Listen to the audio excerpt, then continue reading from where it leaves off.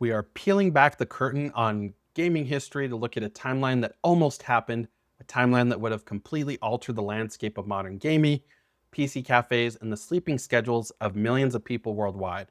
We're talking about World of Warcraft, the absolute titan of the MMORPG genre, the game that ruined relationships, forged lifelong friendships, and made us all intimately familiar with the terrifying sound of an aggroed murloc.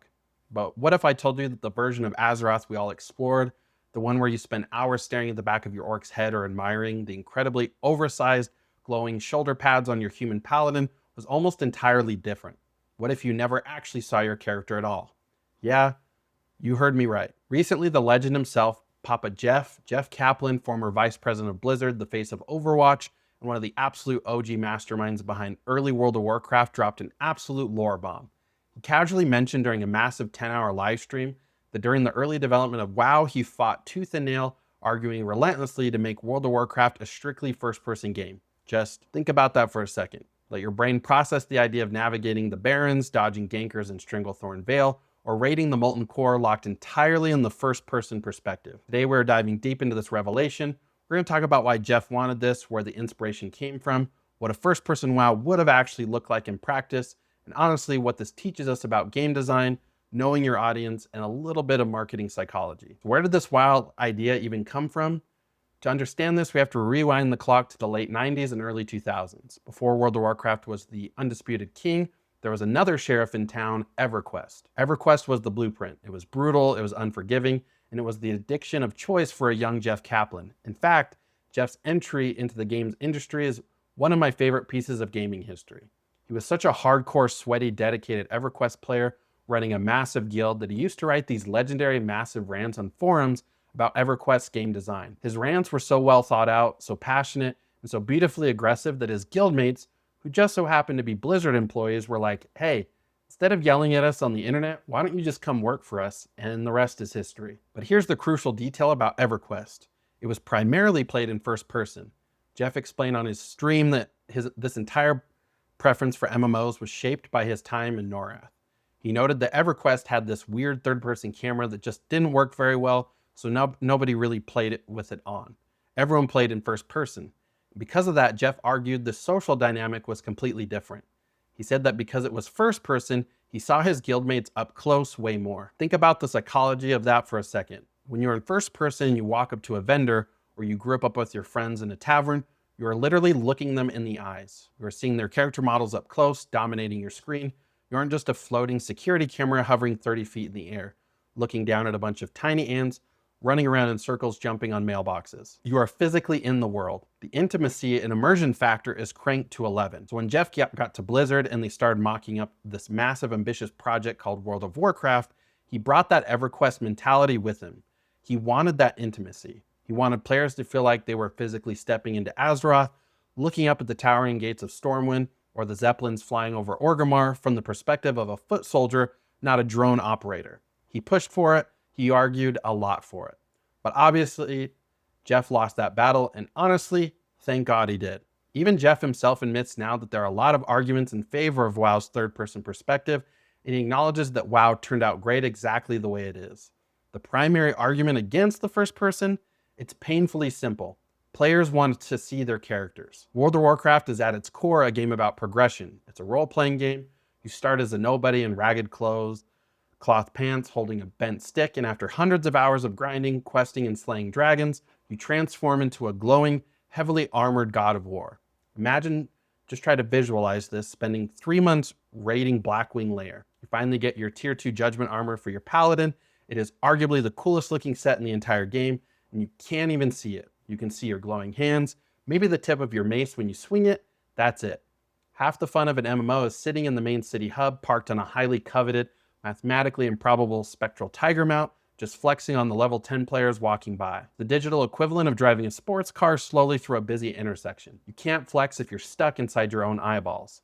Customization, transmog, mounts, the way your character flips when they jump, all of that visual feedback is essential to the dopamine loop that keeps players paying a monthly subscription for 2 decades. And you know, there is a fascinating marketing and life lesson hidden in this early development debate. It's something that applies not just to video games, but to business, to content creation, to whatever you are building in your own life. It's the eternal conflict between the creator's vision and consumer psychology. Jeff's vision was pure. He wanted deep, immersive social connection. He wanted you to feel physically close to your friends. That is a beautiful artistic goal. But the broader team understood the consumer psychology of the MMO player. They understood that vanity, ownership, and visual progression are the actual engines that drive long-term engagement in a persistent world. In marketing, we see this trap all the time. A company will design a product that is technically superior, incredibly immersive, or deeply philosophical in its design, but it absolutely flops. Why? Because it doesn't give the user that tangible, visible reward. People want to feel seen and they want to see what they have earned. If you run a business or a YouTube channel, you have to find that exact balance. You might have an artistic vision for a 20-minute avant-garde masterpiece, but if the algorithm and the audience want a snappy, visible payoff, you have to compromise. You have to give people the third-person perspective of your product. Let them see the value instantly. Blizzard compromised on the raw immersion of first person to give players the massive dopamine hit of seeing their customized badass characters, and it resulted in a multi-billion-dollar franchise. Sometimes you have to let the market steer the ship, even if it hurts your artistic soul a little bit. But let's just go back to the multiverse for a second and imagine what a first-person WoW would have mechanically felt like, because I don't think people realize how fundamentally horrifying it would have changed the game. First of all, situational awareness. In third-person WoW, especially in Modern Rage, your camera is zoomed all the way out into the stratosphere. You're practically playing a real-time strategy game. You can see the boss, you can see the fire on the ground 20 yards behind you, you can see the rogue standing in the wrong spot, and you can see the ad spawning in the far corner of the room. In first person, bro, raiding would be a survival horror game.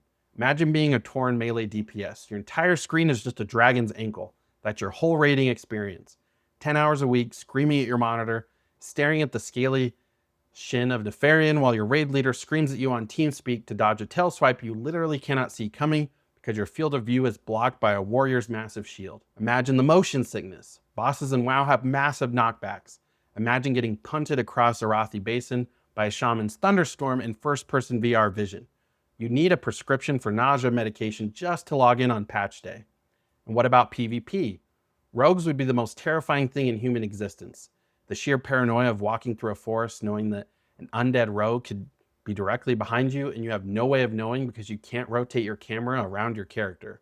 You'd just be frantically doing 360-degree mouse spins while trying to pick Peace Bloom. It'd be pure, unadulterated anxiety. We narrowly dodged an entire generation of gamers having permanent whiplash from checking their 6 while farming copper ore.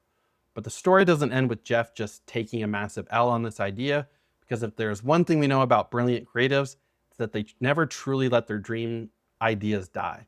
They just put them in the vault until the time is right. Fast forward to today, Jeff Kaplan is leading a brand new studio and they are working on a massive, ambitious frontier survival game called The Legend of California. And guess what? It's a first-person fantasy sandbox.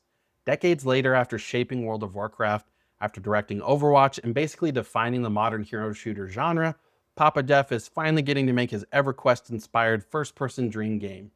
During that massive stream, he showed off the project and confirmed that this is him indirectly coming back to that original notion of a first-person world. And honestly, I'm so incredibly hyped for it, because while first-person might have been the exact wrong call for World of Warcraft, the gaming landscape has evolved. Survival games, sandbox games, they thrive on that first-person intimacy. Think about Minecraft, Rust, or Ark. That visceral feeling of chopping a tree, building a shelter, or getting jumped in the dark works best when you're literally behind the eyes of the character. By removing the heavy emphasis on looking at your character's cosmetic equipment, which is what WoW was built on, Jeff's new game can double down on the immersion of the environment and the direct face-to-face interaction with other players. I wouldn't go looking for a third-person toggle in this new game because it sounds like he is firmly planting his flag in the ground this time around. It is just wild to look back at the sliding doors of gaming history. The tiniest decisions, a camera angle, a perspective, a stubborn argument in a boardroom, can be the difference between a niche cult classic PC game and a global cultural phenomenon that gets its own South Park episode. Blizzard made the right call for Azeroth, but I have a feeling Jeff is going to make the right call for California. I want to pass the question off to you guys now. Be honest with me. Could you have survived a first-person World of Warcraft? Do you think the game would have still blown up and defined a generation, or would have been too clunky, too disorienting to reach the mainstream? Let me know down in the comments. I'm going to be reading through them and responding to the best takes. If you enjoyed this deep dive into alternate gaming history, Make sure you smash that like button. It genuinely helps the channel out against the algorithm gods. Hit subscribe if you haven't already. We are doing gaming news, commentary, and a little bit of live talk every single week right here on Kyler Ray. Until next time, keep your camera zoomed out, watch your aggro, and I will catch you guys in the next video. Peace.